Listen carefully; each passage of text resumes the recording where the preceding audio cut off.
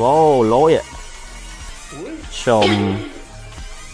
Hello អ្នកនរគ្នានេះជាវីដេអូបន្ទាប់នៃការ unboxing product ដែលយើងបាន order មកពី Taobao ទៀតហើយតោះយើងទៅមើល product របស់គ្នា Let's go អូ product បានដល់ដៃយើងហើយកុំចាំយូរតោះ unboxing របស់គ្នា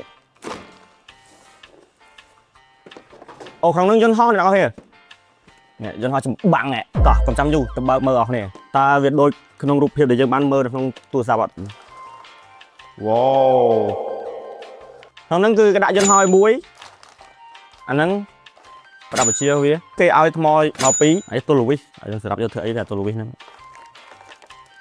ស្លាបសកូវាមាន3អ្នកនរគ្នាហើយយើងផ្លាស់ប្ដូរវាបានអ្នកនរគ្នាអាចមើលរូបរាងវាបានស្អាតទម្ងន់របស់វាគឺស្រាលទំហំល្មមអាហ្នឹងគឺធ្វើមកពីស្នោយើងអាចបត់បានហើយយើងអត់ផ្លាច់ភ័យធ្លាក់មកបែកឯអាហ្នឹងតោះកុំចាំយូរទៅធ្វើការ testing របស់គ្នាតើវាដំណើរការអត់យើងធ្វើការដំឡើង testing របស់គ្នានេះកន្លែងដាក់ថ្មយើងសុកចូលកន្លែងនេះអូគ្នាចូលនេះអូអេអូអ្នកនរគ្នាហោះអ្នកនរគ្នាអូអូអ្នកនរគ្នា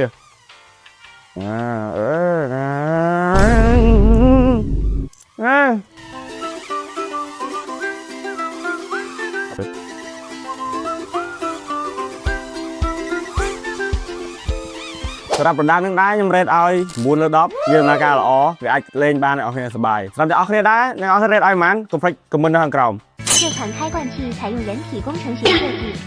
Oh my god! tinhត្រូវតែtinhអូ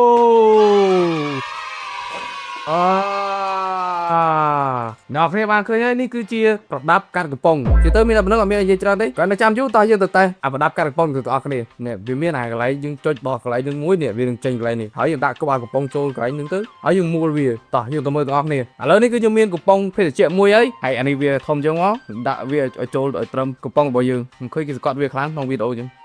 នេះចុះហើយយើងមួលតែមើលអូតែនេះ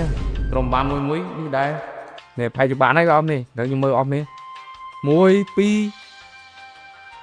3អូក្រដងបាទដែរតើនេះបង